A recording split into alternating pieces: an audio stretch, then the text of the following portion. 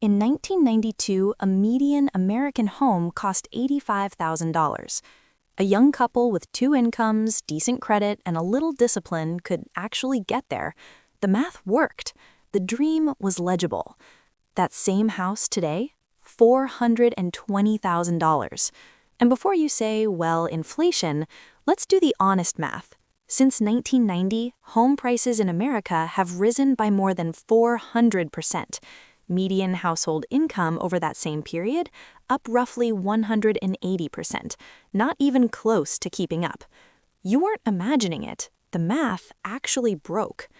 Here's the data that should make every working American stop scrolling.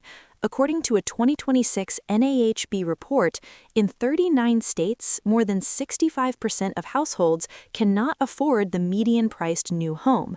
Not low-income households, all households. And for buyers earning $100,000 a year, the share of listings they can realistically afford has collapsed from 65% of the market in 2019 to just 37% today. 62% of Americans now say buying a home in 2026 is simply unrealistic. That number was 49% just last year. And here's where I need you to hear this clearly. If you are stressed about money right now, if you feel like you're working harder than ever and falling further behind, that is not a personal failure. That is a structural crisis that has been building for 30 years. The median home price is sitting at roughly $400,000. Mortgage rates just dipped below 6% for the first time in years, and the news coverage treated it like a miracle.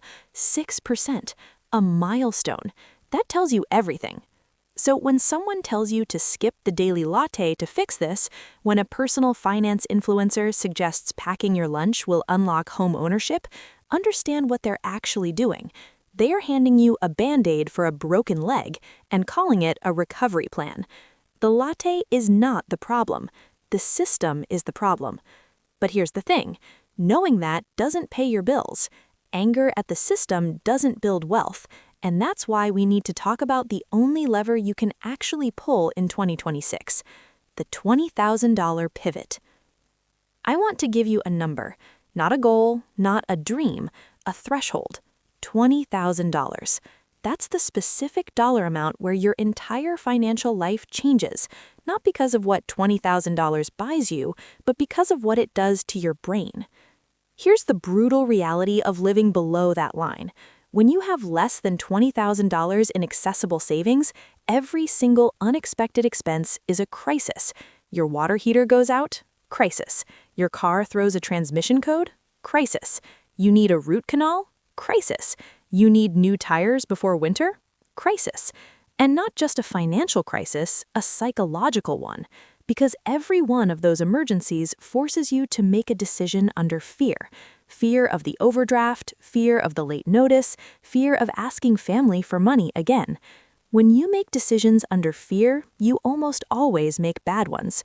You take the first offer, you stay in the job, you don't negotiate, you survive instead of build.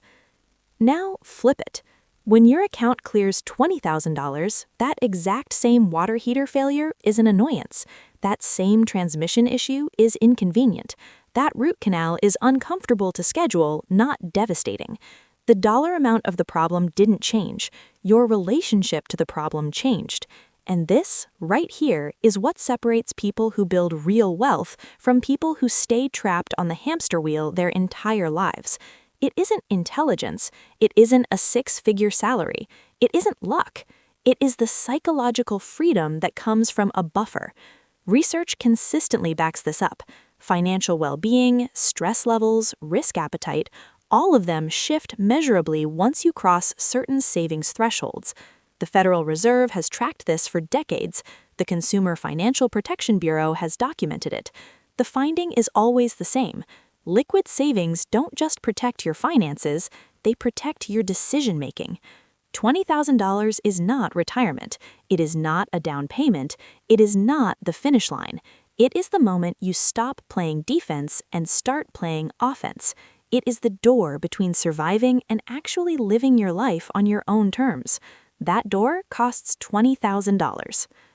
I need to dismantle one of the most damaging myths in personal finance, and I need to do it right now.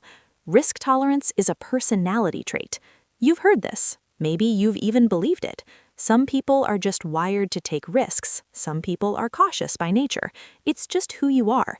That is completely wrong. Risk tolerance is not a personality trait. Risk tolerance is a function of your bank account. Think about it this way. If you have $200 in savings and you're considering asking for a raise, you are terrified. Because if that conversation goes badly, if your boss reacts poorly, if the dynamic shifts and you end up unemployed for even 2 weeks, you are in genuine danger. So you stay quiet. You accept the 2% cost of living bump and say thank you. Now, give that exact same person $20,000 in savings and watch what happens. Suddenly, 2 weeks without a paycheck is manageable. Suddenly, the ask isn't life or death. Suddenly, you walk into that conversation with your spine straight because you know you will be okay either way. That is not a different personality.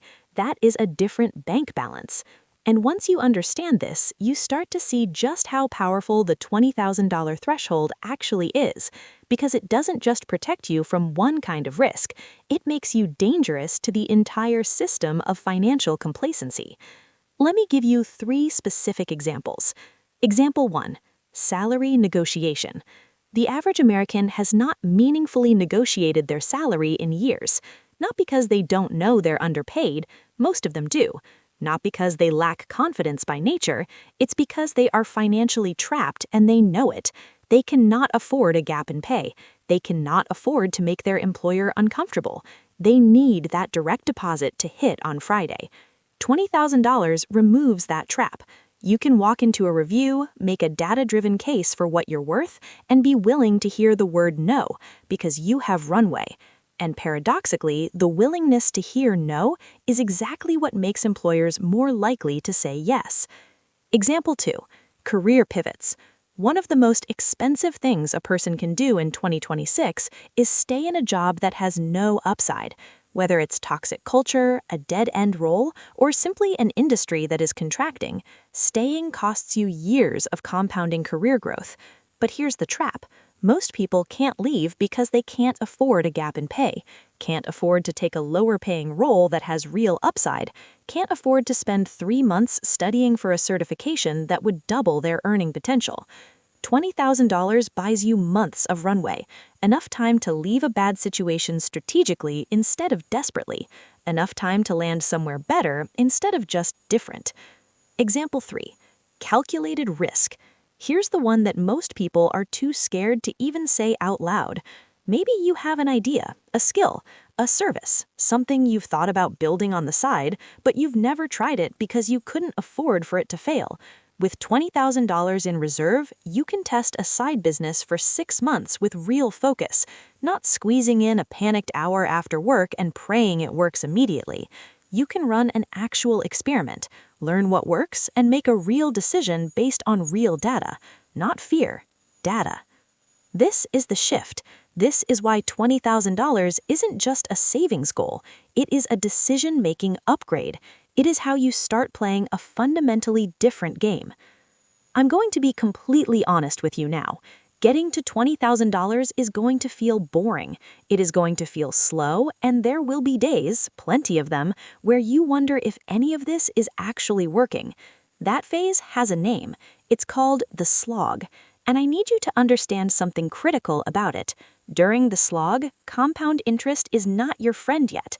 The math isn't exciting. You're not watching returns compound into wealth. You are just grinding dollar by dollar, paycheck by paycheck, toward a number that feels both specific and far away at the same time. And here's exactly where it gets hard, because you're going to do this in public. You're going to be driving a 2018 Honda Civic while your coworker finances a $1,200 a month truck. You're going to skip the weekend trip while someone from your high school posts cruise photos. You're going to brown bag your lunch while the team goes out. And someone, maybe even someone close to you, is going to look at your choices and quietly decide you're either struggling or just weird. Let them. Because here's what the data actually says about those coworkers financing those trucks. The average new car payment in America right now is $748. A fully loaded truck easily tops $1,200 a month. Over 5 years, that truck doesn't just cost $72,000, it costs you the $20,000 threshold. It costs you the career pivot you didn't have the courage to ask for. It costs you the 6 months of runway to test something new. It costs you the raise you didn't have the courage to ask for. And it gets worse. A 2025 Economic Policy Institute study found that a single American now needs over $106,000 annually just to live comfortably. The median household income is sitting around $83,730. That gap is not closable by working harder at a job that pays you less than you need. It requires strategic thinking. It requires the buffer. But here's the darkest data point of all.